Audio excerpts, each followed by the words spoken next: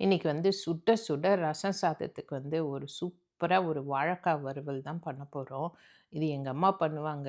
ஒண்ணும் இல்ல வெறும் ரசம் சாதம், அது கூட வந்து இல்ல தயிர் சாதத்துக்கோ வந்து இந்த வாழைக்காய் வறுவல் வச்சுட்டாங்கன்னா, நாங்க வந்து கம்ப்ளைண்டே பண்ணாம சாப்பிட்டுடுவோம். எங்க அம்மா பண்ணாங்கன்னா, அவ்ளோ சூப்பரா இருக்கும் இந்த வாழைக்காய் வறுவல். ஸோ இதுதான் இன்னைக்கு பண்ண போறோம். இது வந்து ரசம் சாதம், தயிர் சாதம், வெரைட்டி ரைஸ் கூட any variety rice, lemon rice, தேங்காய் சாதம் எந்த ரைஸ் கூடவும் நல்லாயிருக்கும். எஸ்பெஷலி மோர் குழம்பு கூட சூப்பரா இருக்கும். ஸோ அது பண்ணுறதுக்கு வந்து நான் வந்து ஒரு இந்த மாரி வாழைக்காய் இந்தியன் ஸ்டோர்ல தான் வாங்கினேன். அந்த மாதிரி 4 வாழைக்காய நல்ல தோல் சீவிட்டு, அத 4ஆ வெட்டிட்டு, அத வந்து ஒரு 1/4 இன்ச்சுக்கு பீஸ் வெட்டி வச்சிருக்கேன். இந்த மாதிரி. இது வெட்டும்போது நீங்க வந்து ஒண்ணு போல வெட்டுங்க. ஏன்னா ஒண்ணு வெந்துடும், ஒண்ணு வேகாது. ஸோ அதனால அந்த 4 வாழைக்காக்கு நான் வந்து வெங்காயத்த பொடியா நறுக்கி வச்சிருக்கேன். அது பூண்டு இதுக்கு கொஞ்சம் நெறைய போட்டா தான் நல்லாயிருக்கும். ஒரு 10 பல்லு 10லேருந்து 12 பல்லு பூண்டு, கருவேப்பில. 1 1/2 கப்பு வந்து பொடியா நறுக்குன வெங்காயம், ஒரு 10 பல்லு பூண்டு, கொஞ்சம் கருவேப்பில. அப்புறம் வந்து 4 டேபிள் ஸ்பூன் வந்து எண்ணெய், எனி குக்கிங் ஆயில். அதுக்கு வந்து 1 டீஸ்பூன் கடுகு, 1 டேபிள் ஸ்பூன் உளுத்தம் பருப்பு, ஒரு 2லேருந்து 3 காஞ்ச மிளகாய், 3 காஞ்ச மிளகாய கிள்ளி வச்சிருக்கேன் நான். விரையெல்லாம் எடுத்துட்டு வச்சிருக்கேன். அதுக்கப்புறம் வந்து இது வந்து 1 வாழைக்காக்கு 1 ஸ்பூனுன்ற மாதிரி 4 டேபிள் ஸ்பூன் வந்து கடலை மாவு, 2 டேபிள் ஸ்பூன் அரிசி மாவு, 3/4 டேபிள் ஸ்பூன் வந்து சாம்பார் பொடி, ஒரு 1/2 டேபிள் ஸ்பூன் வந்து உப்பு போட்டிருக்கேன். ஃபர்ஸ்ட்டு இத நல்லா மிக்ஸ் பண்ணிட்டு, தண்ணி ஊத்தி பஜ்ஜி மாவு இருக்கும் இல்லையா? அதுக்கும் விட கொஞ்சம் கட்டியா கலந்து வச்சுக்கணும் இத. நல்லா மிக்ஸ் பண்ணிட்டு, பாருங்க கொஞ்சம் கொஞ்சமா தண்ணி ஊத்தி அத கலந்துப்போம். எனக்கு வந்து இது கலக்கிறதுக்கு 1 கப்பு வந்து தண்ணி புடிச்சது. நல்லா கட்டி இல்லாம கலந்து வச்சுட்டு, இது டேஸ்ட் பண்ணி பாருங்க. இந்த உப்பு, காரம் வந்து உங்களோட டேஸ்ட்டுக்கு ஏத்த மாதிரி இத அட்ஜஸ்ட் பண்ணிக்கலாம். இப்ப போடுற உப்பு வந்து இந்த மாவுக்கு மட்டும் தான். ஏன்னா நம்ம வாழைக்காக்கு தனியா உப்பு போடுவோம். ஸோ இந்த மாவுல உப்பு, காரம் வந்து உங்களுக்கு எப்படி இருக்குன்னு பார்த்துக்கோங்க.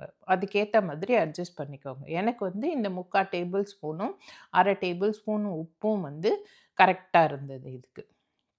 ஸோ இது மாரி நல்லா கரைச்சிட்டு, எடுத்து விட்டீங்கன்னா, அது வந்து நல்லா கட்டியா இருக்கணும். ரொம்ப தண்ணியாவும் இருக்கக்கூடாது. ஸோ தண்ணியா இருந்தாலும் வாழைக்கால வந்து ஒட்டாது. ஸோ அதனால இத பாருங்க, இப்படி கலந்து விட்டீங்கன்னா, பஜ்ஜி மாவ விட ஒரு பதம் வந்து அம் இதுவா இருக்கணும். திக்கா இருக்கணும். பஜ்ஜி மாவு கொஞ்சம் தண்ணி இருக்கும். இது அத விட ஒரு பதம் திக்கா இருக்கும். இதுதான் வந்து இதுக்கு தேவையான பொருட்கள். ஸோ இது எப்படி பண்றதுன்னு பார்ப்போம் ஃபர்ஸ்ட்டு. நான் வந்து காஸ்ட் அயர்ன் பேன் தான் எடுத்திருக்கேன். இதுக்கு வந்து இரும்பு வாணல் இருந்ததுன்னா நல்லா மொறுமொறுன்னு வரும்.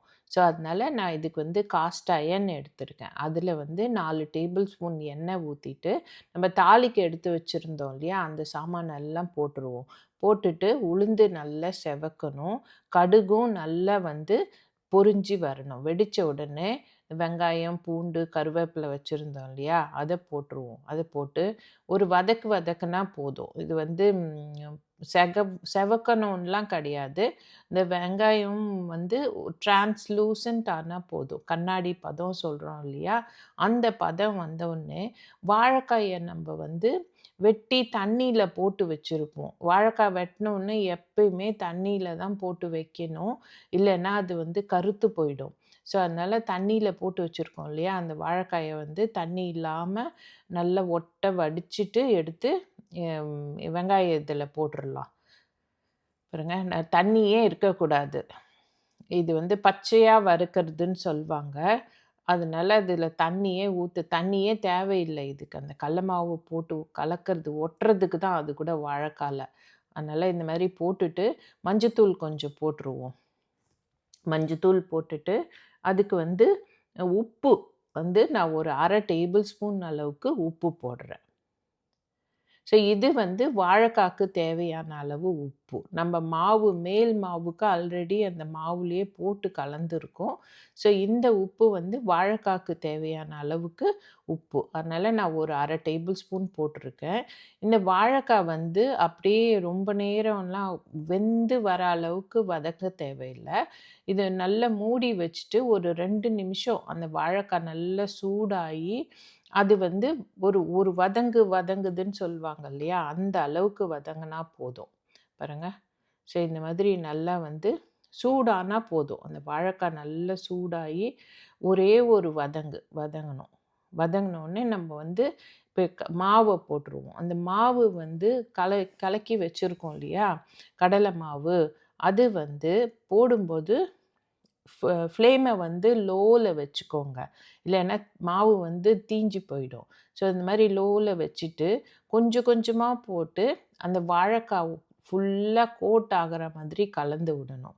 இதில் ரொம்ப முக்கியம் டெம்பரேச்சரை லோவில் வச்சுடுங்க. இல்லைன்னா அது நம்ம கலக்கிறதுக்குள்ளே அந்த மாவு வெந்து போயிடும்.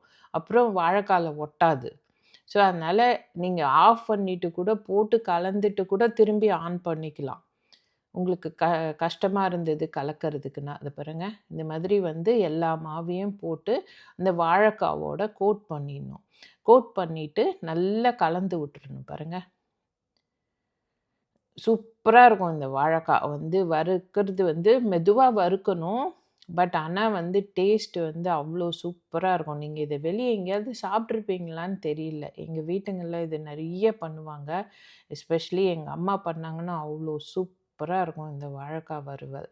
பாருங்க இந்த மாதிரி நல்லா கோட் பண்ணிட்டு, அந்த ஃப்ளேமை வந்து இதுக்கப்புறம் நம்ப தூக்கவே கூடாது. லோவாவே வச்சு தான் ஸ்லோ ஃப்ளேமில் வச்சு தான் இத வறுக்கணும். ஸோ இது வந்து ஒரு 2 நிமிஷம் நல்லா நம்ப மூடி, அந்த வாழைக்காய் வந்து நல்லா குக் ஆகுற அளவுக்கு மூடி வறுத்துடலாம். இதுக்கு வந்து ஒரு 5லேருந்து 7 நிமிஷம் வரைக்கும் ஆகும் நம்பளுக்கு இந்த வாழைக்காய் வறுபடுறதுக்கு. வாழைக்காய் சட்டுன்னு வெந்துடும். இந்த மாவோட சேர்ந்து அது வேகறதுக்கு தான் நம்ம இத மூடி வச்சு ஒரு 2 நிமிஷம் வந்து வ வறுத்து எடுப்போம். ஃப்ளேமை வந்து லோலயே வச்சுக்கோங்க. இல்லைன்னா வந்து அடி பிடிக்க ஆரம்பிச்சிடும். இதுக்கு வந்து இரும்பு வாணல் இருந்தா கூட இரும்பு வாணல் எனி காஸ்ட் அயர்னோ, இரும்பு வாணலோ, இந்த கார்பன் ஸ்டீல் வாணல் இருக்கு இல்லையா? அது இருந்தாலும் நல்லாயிருக்கும். இப்போ பாருங்க, வாழைக்காய் நல்லா ஃபுல்லா கோட்டாகி நம்ம எண்ணெய் வந்து கம்மியா தான் ஊத்தணும். ஒட்டாம வருது பாருங்க. மொறு மொறுன்ட்டு அவ்வளோ சூப்பரா இருக்கும். வாழைக்காய்ல வந்து உப்பு, காரம் இருக்கா பார்த்துக்கோங்க. இது வந்து இன்னும் கொஞ்சம் வேகணும். ஸோ இந்த மாதிரி இருக்கும்போது இன்னும் ஒரே ஒரு தடவ மூடி இத வறுத்துடலாம். உப்பு, காரம்லாம் எனக்கு வந்து கரெக்ட்டா இருந்தது. ஸோ இது பாருங்க, இந்த மாதிரி இன்னும் 1 நிமிஷம் மூடி வறுத்துட்டு, அதுக்கப்புறம் வந்து ஆல்மோஸ்ட் குக் ஆன உடனே, இப்ப வந்து வாழைக்காய், மாவு எல்லாமே வெந்துட்டு இருக்கும். ஆனா நம்மளுக்கு வந்து நல்ல கிரிஸ்பியா வேணும்னா, இத தொறந்து வச்சு ஒரு 2 நிமிஷம் வறுக்கணும். நல்லா அப்படியே லைட்டா அந்த லோ ஃப்ளேம்லயே வச்சு வறுத்தோம்னா வந்து அவ்வளோ சூப்பரா இருக்கும். இது ஊர்லலாம் என்ன பண்ணுவாங்க, அடுப்புல வச்சு பண்ணுவாங்க. கடைசியில வந்து என்ன பண்ணுவாங்க, அடுப்புல அந்த விறகெல்லாம் இழுத்துட்டு, அந்த தணல்லயே விட்டுட்டு வந்துருவாங்க.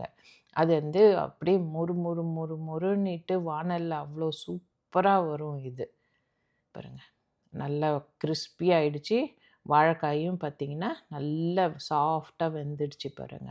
அவ்வளோதான் நம்மளோட வாழைக்காய் வறுவல் ரெடி.